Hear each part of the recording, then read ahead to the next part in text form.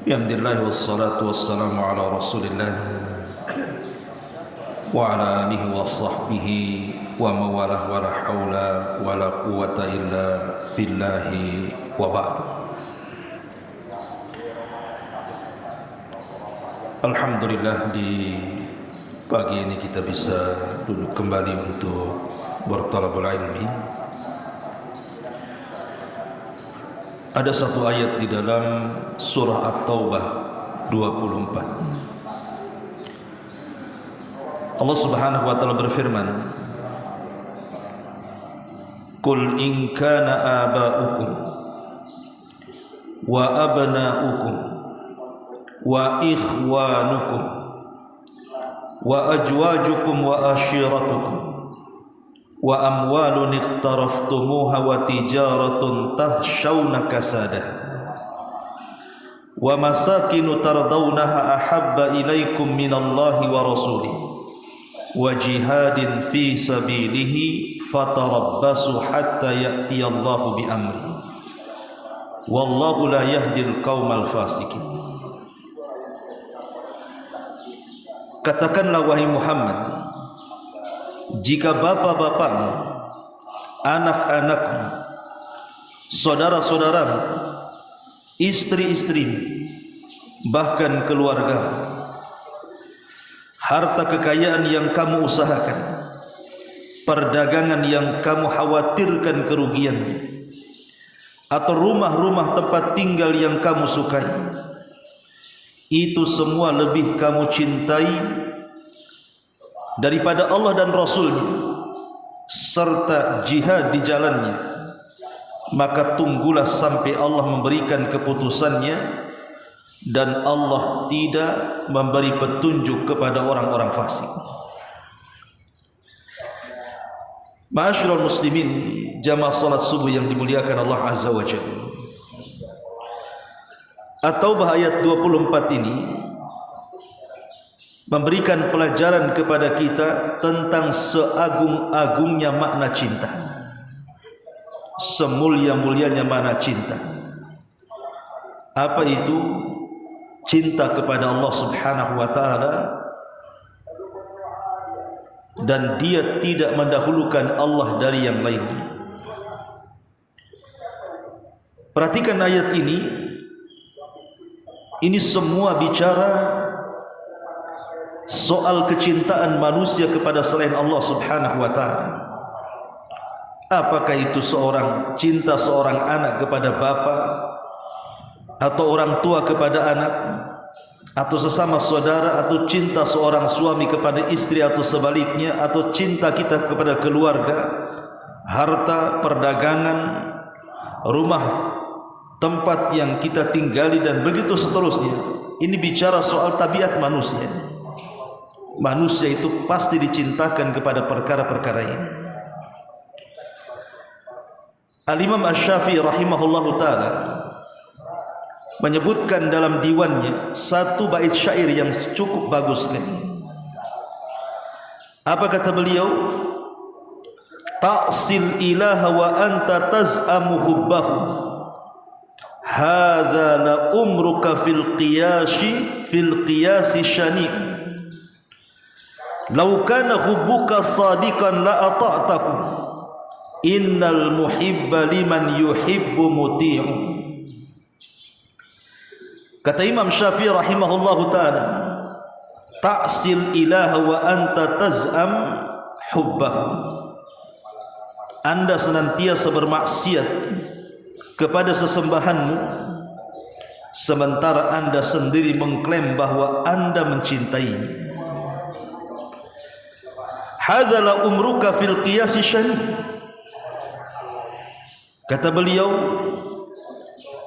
ini perkara yang mustahil terjadi.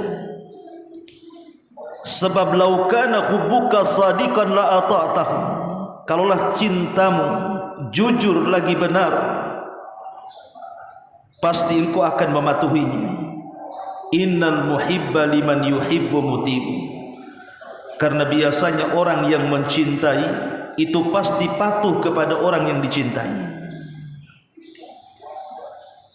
Dalam kata-kata yang lain Imam Syafi'i mengatakan manidda annahu jama'a baina hubbid dunya wa hubbi khaliqiha fi qalbihi faqad kadzab. Barang siapa mengaku dapat menggabungkan dua cinta dalam hatinya, cinta dunia sekaligus cinta kepada Allah, dustakan kata-katanya. Kalau ada orang yang mengatakan saya cinta Allah, di satu waktu juga cinta kepada dunia, maka kecintaan dia kepada Allah, kata Imam Syafi'i, itu kecintaan yang dusta saja.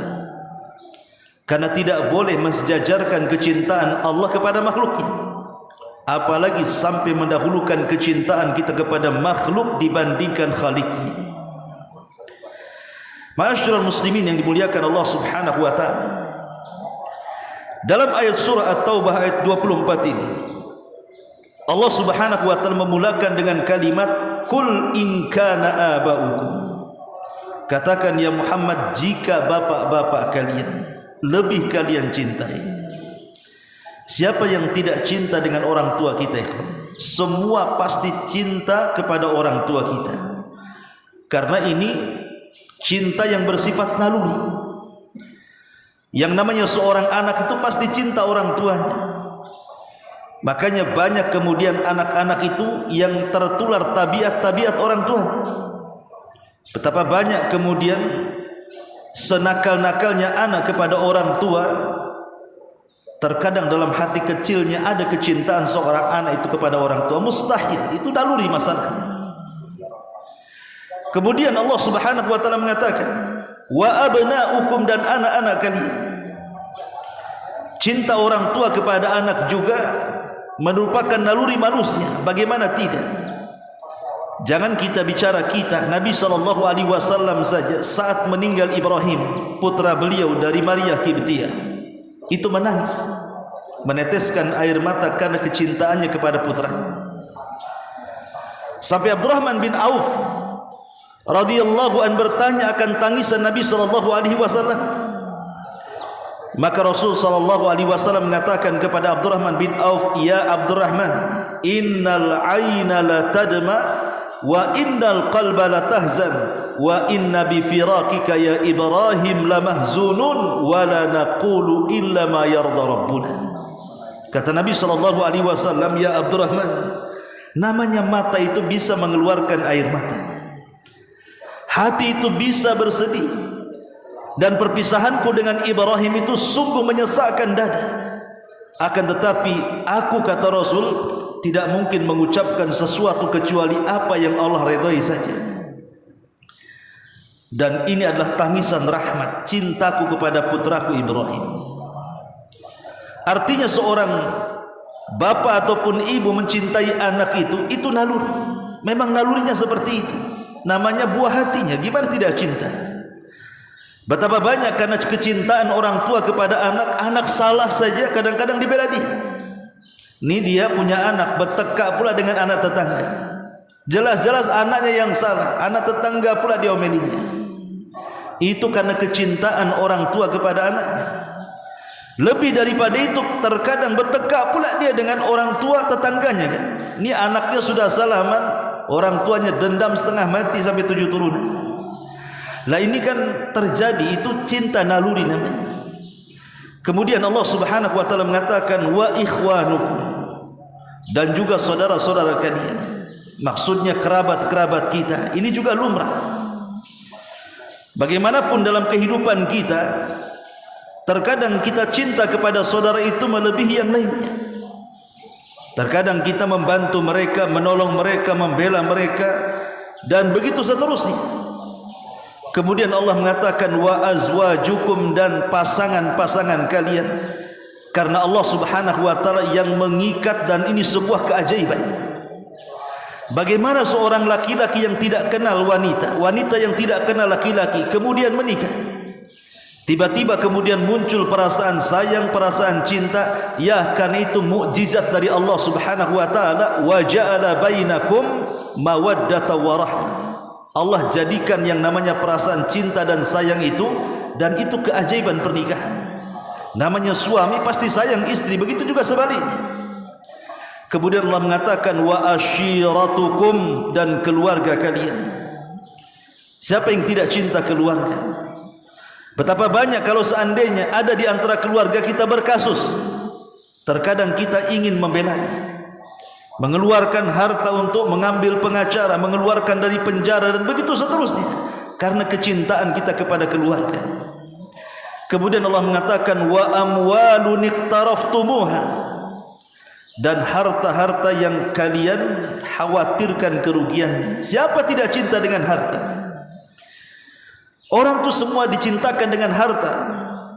Makanya Allah Subhanahu wa taala mengatakan dalam surah Al-Adiyat itu, bagaimana Allah Subhanahu wa taala mengatakan hubban lillah asyaddu hubban lillah hubban jamma. Jadi kecintaan manusia kepada harta itu hubban jamma, kecintaan yang terkadang melebihi segalanya. Saking cintanya kepada harta, betapa banyak orang yang kemudian melanggar segalanya kan. Sikat sikut sana sini, yang penting dia mendapatkan harta itu, tidak peduli siapa di hadapannya. Dari sini Rasul mengatakan la ya'ti alaikum zaman la yubalil mar'u bima akhadal mal. Akan datang zamannya, kata Rasul, orang itu tidak peduli bagaimana cara mengambil harta, apakah dengan halal apakah dengan haram, yang penting dia dapat harta itu. Itulah kecintaan kepada harta.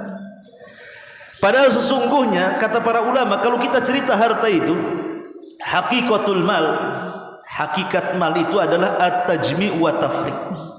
Kita mengumpulkan banyak-banyak, habis itu kita tinggalkan pula harta itu.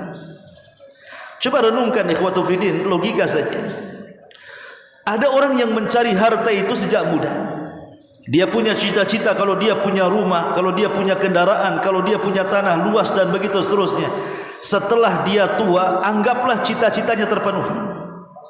Dia punya rumah, dia punya kendaraan, bahkan dia orang yang paling kaya. Kemudian Allah Subhanahu wa taala takdirkan setelah tua, yang namanya tua pasti tidak mungkin tidak tersentuh dengan sakit. Pasti. Betapa banyak orang kaya kemudian stroke. Dia terbaring di kursi roda, terkadang terbaring di kasur. Lalu apa kekayaannya coba? Untuk melihat taman depan rumahnya saja dia harus melakukan, meminta pertolongan kepada orang kan? Hanya untuk jalan-jalan di rumahnya saja. Terkadang mobil juga orang pula yang menyetirkannya. Dan itu terjadi karena harta itu hakikatnya kita kumpulkan kemudian ditinggalkan. Imma harta meninggalkan kita atau kita yang meninggalkan harta. Maksudnya kalau harta yang meninggalkan kita, boleh jadi mungkin kena gempa, habislah rumahnya. Pada rumah itu berpuluh-puluh tahun dia bangun, rupanya hanya hitungan detik roboh. Lalu apa faedahnya harta meninggalkan kita? Atau sebaliknya kita pula yang meninggalkan harta dengan adanya kematian. Lalu siapa yang diuntungkan? Ahli warisnya. Tetapi walaupun demikian, manusia itu sudah tahu hakikat harta, tetap saja kecintaan mereka kepada harta itu luar biasa. Terkadang kita lihat ada orang yang usianya 70 tahun, 80 tahun, hartanya sudah banyak itu. Tidak mau juga dia duduk di majelis taklim, dia habiskan waktunya untuk ibadah, malah kemudian memperbanyak cabang ke sana kemari. Ya, karena harta itu bahasa Arab, ikhwan. Harta itu diambil dari kata al-mal. Bahasa Arabnya mal, itu harta. Dan mal itu diambil dari kata mala yamilu mailan, artinya ada kecondongan hati kepada harta. Imam Syafi'i pernah mengatakan dalam sebuah bait syairnya, bagus kan, dia mengatakan apa? Ra'aitun nas qad malu ala man indahu malu. Ra'aitun nas qad malu ala man indahu malun wa ma la indahu malun fannasu anhu qad mal. Kata Imam Syafi'i rahimahullahu taala, aku melihat banyak orang yang cenderung condong kepada pemilik harta. Apabila datang pemilik harta, maka hatinya condong kepada dia dan ingin selalu mendekatinya. Tetapi kepada orang-orang yang tidak punya harta, maka ia pun berpaling darinya. Dan itu kenyataan, ikhwan. Coba kita lihat saja, saya umpamakan nih contoh saja. Kalau ada satu masjid atau yayasan atau apa gitu kan, kemudian mengadakan rapat, Yang hadir di rapat itu mungkin muhsininnya, orang kayanya, dia yang membangun masjid, dia yang mendanai masjid, tapi dia jahil, dia hanya punya harta saja. Kemudian di situ ada Pak Imam yang jelas-jelas hafal Quran, ada pengurus-pengurus yang lainnya. Kemudian berselisih paham. Kira-kira yang dimenangkan itu Pak Imamnya yang jelas-jelas hafal Quran ataukah pemilik hartanya? Paling yang dimenangkan itu pemilik hartanya kan. Imam itu bisa diganti gitu. Ini muhsin ini kalau lari susah pula gantinya. Kadang-kadang orang seperti itu. Atau yang sering saya contohkan, kalau seandainya antum punya anak gadis, datanglah dua laki-laki, yang satu hafal Quran, anggap saja murid Jabal Uhud, tapi pula hidup di ruli, banyak pula utangnya orang tuanya tuh. Yang satu pula dokter spesialis, gaji pula 100.000 sebulan, rumah di Sukajadi. Dua-duanya datang ke antum melamar putri antum. Kira-kira antum milih yang mana? Milih yang ustaz hafal Quran tapi tinggal di rumah, atau milih orang kaya tinggal di Sukajadi 1 bulan, janjiin sama mertuanya, nanti saya buatkan rumah bah. Pasti antum pilih yang kaya kan, walaupun dia tidak hafal Quran. Itulah harta. Makanya harta itu mala yamilu mailan, orang condong untuk mengejarnya. Nah di sini Allah Subhanahu wa taala mengatakan wa amwalun iqtaraftumuha, dan harta yang kalian takutkan akan kerugiannya, wa tijaratun tahsyawna kasadah, ataupun perdagangan. Lihat orang dagang itu, ikhwatu fiddin, muliakan Allah azza wajalla. Pada terkadang ada orang yang jualan itu untungnya tak banyak, tapi curangnya segudang. Dengan mengurang-urang takaran, mengurang-urang timbangan, memperbanyak sumpah palsu, terkadang sikut sana sini, terkadang datang ke dukun dan begitu seterusnya kan. Itu karena cintanya kepada perdagangan. Kemudian wa masakinu tardawna, dan tempat tinggal yang kalian redoi untuk tinggal di situ. Yang namanya tempat tinggal pasti kita akan cinta dengan tempat tinggal kita. Nabi SAW saja saat hijrah, dia melihat Mekah dan mengatakan, demi Allah, tidak ada tempat yang lebih mulia dibandingkan engkau wahai Mekah. Kalau bukan karena kaumku mengusirku, aku tidak mungkin pindah dari Mekah. Karena siapa yang tidak cinta dengan tempat tinggalnya, tempat kelahirannya? Semua cinta, ikhwatu fiddin. Tetapi Allah Subhanahu wa taala mengatakan, kalau orang tua kalian, anak-anak kalian, saudara-saudara kalian, istri-istri kalian, keluarga kalian, harta kalian, perdagangan kalian, tempat tinggal kalian, itu lebih kalian cintai, maka Allah Subhanahu wa taala mengatakan, tunggu saja. Kalau itu lebih dicintai dibandingkan Allah, Rasul dan jihad, tunggu, fatarabbasu, ada saatnya, hatta ya'tiyallahu bi amri, sampai datang perkara Allah Subhanahu wa taala kepada kalian. Ma'asyiral muslimin yang dimuliakan Allah Subhanahu wa taala, dari sini kita tahu bahwa ayat ini mengajarkan tentang kecintaan yang agung kepada Allah Subhanahu wa taala. Umar bin Khattab radhiyallahu anhu, satu hari dia datang kepada Nabi SAW dan mengatakan, ya Rasulullah, tidak ada sesuatu yang ada di dunia ini yang lebih aku cintai kecuali engkau, kecuali diriku. Maka Rasul SAW mengatakan, oh belum, kecintaanmu belum, karena masih mementingkan diri.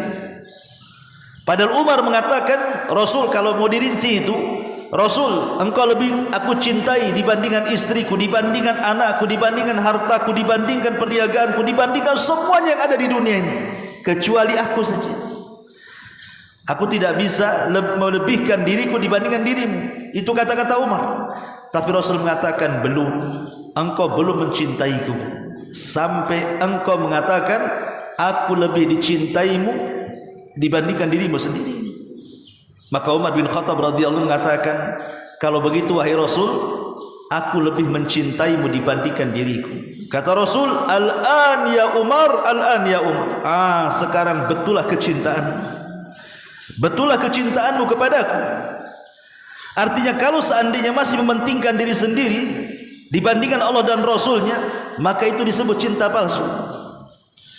Makanya ada istilah para ulama itu, kullu yadda'in waslan bil laila wal laila lam tuqir waslan bidzaka.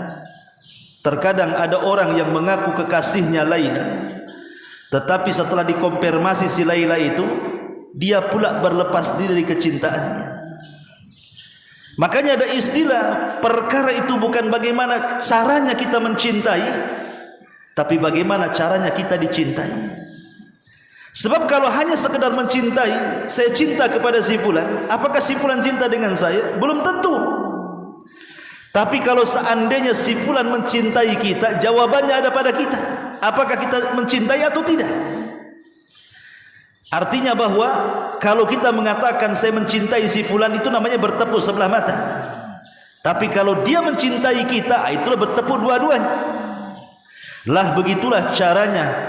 Bukan bagaimana lisan ini terus mengucapkan saya cinta Allah, tapi bagaimana Allah mencintai kita.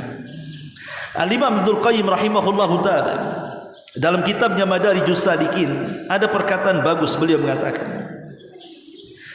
bahwa kalau kita ingin dicintai Allah subhanahu wa ta'ala, lakukan 10 syarat ini.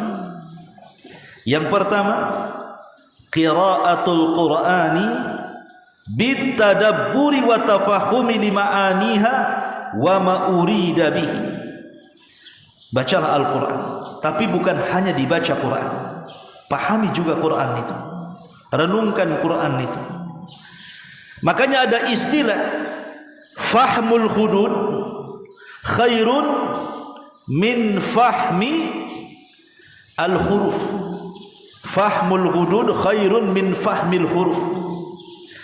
Memahami kandungan isi Al-Quran itu lebih baik dibandingkan hanya bisa dan lancar membaca Quran saja. Kadang ada orang yang lancar membaca Quran, terkadang dia hafal Quran, bagus pula suaranya, tapi tidak memahami isi Al-Quran. Itu tidak lebih baik dibandingkan mungkin orang ini tidak hafal Quran, tetapi dia paham isi Al-Quran. Makanya ketika para ulama membahas tentang ketika Nabi SAW sakit parah, kenapa Nabi SAW ketika itu memilih Abu Bakar Siddiq untuk menjadi imam? Padahal di sana ada sahabat-sahabat pakar Quran yang direkomendasikan oleh Rasul untuk diambil Qurannya kan. Di sana ada Abdullah bin Mas'ud, ada Ubay bin Ka'ab, ada Zaid bin Thabit, banyak para sahabat pakar-pakar Quran. Kenapa Nabi SAW tidak menunjuk pakar-pakar Quran, tapi memilih Abu Bakar Siddiq radhiyallahu anhu? Dari sini terjadi silang pendapat ulama. Menjadi 3 tentang siapa yang layak menjadi imam. Siapa yang layak menjadi imam? Ada yang berpendapat bahwa yang layak, umpamanya ada 2 orang, yang satu hafal Quran, yang satu tak hafal Quran, tapi dia paham dengan makna-makna Quran. Kata ulama, yang paham makna Quran itu lebih utama dibandingkan yang hafal Quran. Berdalil dengan kisah Abu Bakar ini. Ya. Tapi walaupun begitu, pendapat yang kuat tidak. Yang hafal Quran, yang bagus Qurannya itu lebih utama dibandingkan dia paham Quran tapi tidak hafal Quran. Kenapa demikian? Karena ada hadis Nabi SAW mengatakan falya ummu ahadukum aqra'ukum li kitabillah. Hendaklah yang menjadi imam di antara kalian itu adalah orang yang aqra' dengan Al-Quran. Aqra' di sini artinya orang yang hafal Quran, bagus juga bacaannya, dia memiliki makharijul huruf yang luar biasa, baik tahsinnya, tajwidnya dan begitu seterusnya, maka ini lebih didahulukan.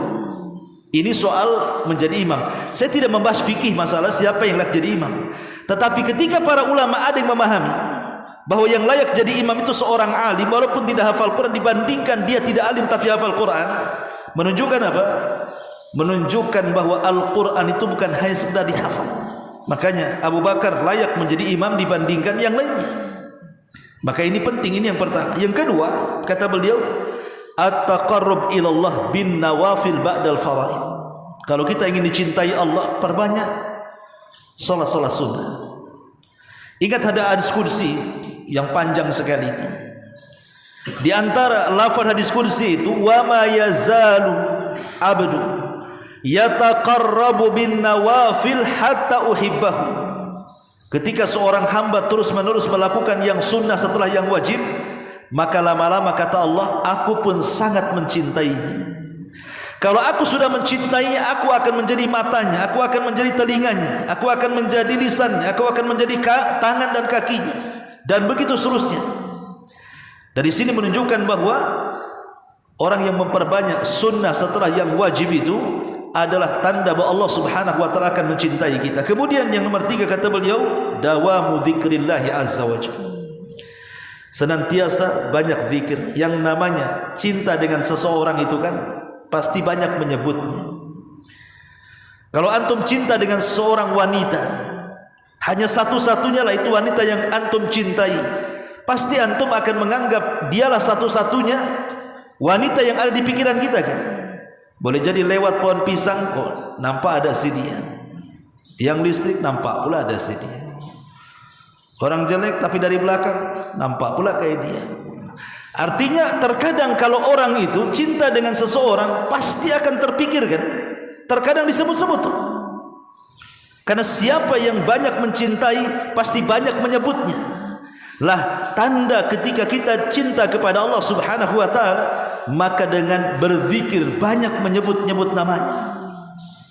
Ma'asyiral muslimin yang dimuliakan Allah Azza wa Jalla. Makanya ada satu kisah. Kisah ini jangan ditiru. Ada seorang muadzin. Zaman dulu azan tidak ada mikrofon kayak sekarang. Dia naik ke atas menara. Dan seorang muadzin ini anak muda yang istiqamah awalnya. Setiap hari dia kalau datang waktu sholat naik ke atas menara. Di depan masjid ini ada gereja. Jadi di sini masjid, di sini gereja. Jadi setiap dia azan, rupanya dia melihat seorang biarawati yang keluar dari gereja itu, dan biarawati itu memperhatikan dia. Setiap dia azan dipandangnya oleh biarawati itu. Lama-lama kemudian dia pun memandang juga. Ingat berawal dari pandangan kan semua itu. Berawal dari pandangan kemudian turun ke hati kan begitu. Timbullah cinta. Akhirnya kemudian setelah benih-benih cinta ini ada, anak muda ini mulai berani berjumpa dengan biarawati itu. Akhirnya kemudian dia ada keinginan untuk menikahinya. Datanglah kepada orang tua biarawati, tapi ditolaknya. Namanya biarawati kan tidak boleh nikah. Ditolak sama orang tuanya, tidak boleh. Karena ditolak cintanya, ikhwatu fiddin dimuliakan Allah Azza wa Jalla. Kalau sekarang ya ditolak cinta, dukun betindalah istilahnya. Tapi kan dia memendam rasa cinta itu. Lah seorang guru, saya lupa ulama ini, seorang alim, dia menasihati dan mengatakan, wanita muslimah itu jauh lebih baik dan banyak. Kenapa kau mengejar biarawati itu? Akhirnya kemudian dia mengatakan, tidak wahai syekh, aku sangat cinta gila dengan dia. Akhirnya kemudian dia berusaha untuk mendekatinya, merayu orang tuanya pun tak bisa. Lama-lama akhirnya jadi sakit, ikhwan. Cinta itu terkadang membuat sakit. Makanya banyak orang yang putus cinta itu akhirnya bunuh diri kan. Terkadang terjadi seperti itu. Kadang-kadang loncat pula di jembatan Barelang. Terkadang cinta ini membuat rusak badannya. Akhirnya kemudian sakit. Dengan sakitnya itu membuat sebab kematiannya. Saat detik-detik wafatnya, seorang syekh ini menasihati dan mengatakan, sudahlah lupakan dia. Kenapa engkau tidak mengingat Allah malah mengingat dia?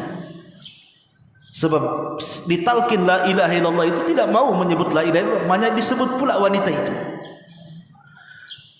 Kemudian dia mengeluarkan kata-kata yang di luar pikiran kita semua. Apa kata dia? Ya syekh, sudahlah Allah tidak mempertemukan aku di dunia, jangan pula Allah tidak pertemukan aku pula di akhirat. Kata syekh, bagaimana caranya? Maka anak muda ini mengatakan, amantu bidiniha wa kafartu biddini. Aku sudah beriman dengan agamanya dan aku kufur dengan agamaku. Dia kira ketika sesama agama masuk ke Nasrani nanti akan jumpa di akhirat. Itu perasaan dia kan? Bayangkan coba, gara-gara cinta dia bisa kufur. Akhirnya itulah kata-kata terakhir yang diucapkan anak muda ini, kemudian meninggal di atas kekufuran. Naudzubillah. Kemudian setahun setelahnya, rupanya wanita biarawati juga sakit parah juga. Akhirnya Syekh ini mendatangi biarawati itu. Kata biarawati itu dengan mengatakan, ya Syekh, kau sudah tahu hubunganku dengan muridmu. Inilah yang membuat aku sakit parah. Kemudian kata Syekh, kalau begitu lupakan dia. Kemudian gadis ini persis seperti laki-laki tadi. Ya Syekh, aku tidak mungkin melupakannya. Gara-gara diriku dia meninggal. Janganlah sudah tidak dipertemukan di dunia aku dengan dia, katanya. Jangan pula tidak dipertemukan di akhirat, katanya. Kata Syekh, bagaimana caranya? Maka dia mengatakan, kafartu bid-dini wa amantu bidiniha. Wa amantu bidinihi. Aku kufur dengan agamaku dan aku masuk ke dalam agamanya. Itu balik-balik, kawan. Kira-kira nih di akhirat ketemu tidak? Tidak mungkin ketemu. Yang satu kufur, yang satu pula masuk Islam. Ini hidayah namanya. Dan ini kejadian waktu saya tinggal di Batam Center itu. Ada tetangga, saya masih tinggal di Batam Center, tetangga, wanita muslimah. Jadi dia nikah dengan salah seorang laki-laki kaya raya, tapi agamanya Nasrani. Kemudian setelah punya anak, dia pun pindah agama sampai anak yang 4. Waktu itu dinasihati, masa gara-gara nikah saja kamu harus pindah agama? Bukankah ini tidak benar, kecuali laki-lakinya dari Islam, perempuannya dari Nasrani, boleh kan begitu? Kalau dibalikan tak boleh. Tapi karena dia sudah cinta dengan suaminya, apalagi suaminya kaya, apalah yang tidak mungkin di Batam ini. Banyak orang murtad gara-gara ikut suami kan. Akhirnya qadar Allah, ini suaminya selingkuh. Ketahuan sama istri. Cekcok, akhirnya bercerai. Rupanya suaminya ini selingkuh dengan seorang wanita muslimah. Tetapi wanita muslimah ini mensyaratkan kalau kau ingin menikahi, jadilah kau mu'alaf. Akhirnya kemudian laki-laki ini mu'alaf, ikut agama istrinya. Kemarin dia tarik istrinya jadi Nasrani, sekarang istri keduanya yang narik dia jadi Islam. Bayangkan. Subhanallah, hidayah ikhwan. Akhirnya yang istri pertamanya, bukannya dia bertobat kembali ke Islam kan gitu ya? Tidak, malah dia mengatakan, setelah aku bolak-balik katanya masuk ke gereja, hatiku lebih tenang, kata. Iyalah, karena dia tidak pernah masuk masjid. Cepat dia masuk masjid, belajar agama gitu. Islam aja nggak pernah dipelajari, ya wajar dia mengatakan seperti itu. Tapi begitulah ikhwatu fillah, terkadang tukar-tukaran kan itu. Yang satu Islam pula yang satu kafir. Subhanallah ya. Itulah hati, namanya hati itu baina yaday rahman, berada di jari jemari ar-Rahman Allah subhanahu wa ta'ala. Rasul selalu di dalam solatnya mengatakan, ya muqallibal qulub tsabbit qalbi ala dinik. Wahai zat yang membolak-balikan hatiku, tetapkan hatiku di atas ketaatan dan agamamu. Ummu Salamah sampai bertanya, Rasul, kenapa sih doa itu saja yang kau ulang-ulang? Maka Rasul mengatakan, ya Ummu Salamah, hati manusia itu ada di jari jemari Allah. Allah kalau menyesatkan sebentar saja, sebagaimana kalau memberikan hidayah sebentar saja. Ma'asyiral muslimin yang dimuliakan Allah Azza wa Jalla. Ini yang kedua. Yang ketiga, dawamu dzikrillah, memperbanyak zikir kepada Allah. Kemudian yang keempat, izaru mahabihi ala mahabika inda ghalabatil hawa, mendahulukan kecintaan kepada Allah dibandingkan kecintaanmu kepada hawa nafsu. Ada hadis yang tercantum dalam kitab Arba'in Nawawi, walaupun ada yang melemahkan hadis ini, tapi juga ada yang mensahihkan, maka dicantumkan Imam Nawawi dalam kitab Arba'in Nawawi kan, di mana Nabi SAW mengatakan, la yu'minu ahadukum hatta hawahu taba'an lima ji'tu bi. Tidak akan beriman seseorang itu atau sempurna imannya sampai hawa nafsunya tertundukkan terhadap apa yang aku bawa, kata Rasul. Kalau kita bisa menundukkan hawa nafsu terhadap syariat, maka berarti kita bisa menundukkan. Tapi bagaimana caranya menundukkan hawa nafsu? Kan ada hadis yang mengatakan, man ra'a minkum munkaran falyughayyir biyadihi. Barang siapa yang melihat kemungkaran, cegah dengan kekuatan, dengan tangan itu artinya dengan kekuasaan. Ya, kalau RT dengan jabatannya, kalau RW dengan jabatannya, dan begitu seterusnya. Kalau tidak bisa, cegah dengan lisan. Fa illam tastati fa bilisan. Tapi kalau tidak bisa, fa illam tastati fa biqalbihi wa dzalika adaful iman. Kalau tidak bisa dengan hati, dan itu selemah-lemahnya iman. Maksudnya apa selemah-lemahnya iman? Ada seorang syekh bercerita, kalau tidak salah Dr. Utsman Khamis hafizahullah taala, dia bercerita. Jadi satu hari dia naik pesawat dengan temannya. Ya. Namanya dalam pesawat itu ada pentas. Ya, ada nyanyian, ada apa gitu kan. Yang menyanyi ini adalah wanita yang menampakkan auratnya. Ya, sudah nyanyian bermasalah, kemudian orangnya pula nampak pula auratnya kan gitu ya. Jadi kata kawannya kepada Syekh ini, kenapa kau tidak ingkari dia? Bukankah hadis mengatakan barang siapa yang melihat kemungkaran kan cegah tuh. Kenapa kau tidak cegah ya Syekh, katanya. Cegahlah kan gitu kan. Kata Syekh, saya tidak punya kekuatan di sini. Saya nggak punya kekuatan. Saya bukan pemilik pesawat di sini. Ya. Kemudian ya sudah, kalau gitu dengan lisan saja. Tidak bisa. Ini mudaratnya lebih besar dibandingkan manfaatnya. Ya. Kalau tidak bisa, dengan apa? Dengan hati. Maksudnya dengan hati itu ikhwatu fiddin, muliakan Allah Subhanahu wa taala. Dengan hati itu maksudnya ketika kita tidak bisa keluar dari situ, itulah maksudnya mengingkari kemungkaran dengan hati. Antum mau keluar dari mana? Pesawat mau terjun, matilah orang terjun. Ya. Beda kalau seandainya antum ada acara nih, antum diundang ke walimah. Di situ ada pentas, ada organ tunggalnya, ada yang nyanyi-nyanyi. Kemudian anak katakan pada antum, cegahlah dengan kemungkaran. Tidak bisa, saya bukan tuan rumah. Ya. Kalau begitu dengan lisan, nanti saya dipukuli orang. Kalau begitu dengan hati, ya hanya itu bisa dengan hati. Itu tidak dikatakan mencegah dengan hati kalau antum tidak pergi. Paham enggak? Kalau antum masih duduk saja di situ tapi bilang mencegah dengan hati, itu belum mencegah dengan hati namanya. Kenapa? Karena antum bisa pergi. Lain dengan di pesawat, mau pergi kemana? Antum bisa pahami di sini. Ya. Kalau dalam pesawat ya kita tidak mungkin keluar. Mau loncat dari pesawat, tapi dalam walimah itu bisa pergi. Itulah maksudnya selemah-lemahnya iman itu seperti itu. Ya. Jadi yang saya maksudkan adalah supaya hawa nafsu kita ini jangan tergoda dengan perkara itu. Karena kalau kita tetap di situ, namanya hawa nafsu itu lambat laun, namanya musik itu kadang-kadang menggoyangkan jari lah apa kan, namanya refleks, apalagi dulunya mantan kan itu. Pasti seperti itu, tergoda dengan hawa nafsunya kan. Makanya ulama juga mengatakan menundukkan hawa nafsu itu ketika sudah tidak ada kecintaan dan sisanya kebencian. Itu namanya menundukkan hawa nafsu. Contoh nih, ada seseorang dulunya seorang pemabuk, sudah tobat, pemabuk ini tobat. Jadi kalau melihat botol saja dia langsung benci, wa'udzubillah, nggak mau lihat botolnya. Itu betul-betul bisa menundukkan hawa nafsu. Tapi kalau melihat botol enak juga ya, tapi haram, tak maulah saya. Itu belum bisa menundukkan hawa nafsu namanya. Kenapa? Karena masih ada kecintaan tuh kan, masih ada kecintaan. Atau naudzubillah, seseorang dulunya seorang pezina, kalau dia bisa menundukkan hawa nafsu, setiap melihat wanita-wanita pelacur dia benci, tidak mau, benci. Itu namanya menundukkan hawa nafsu.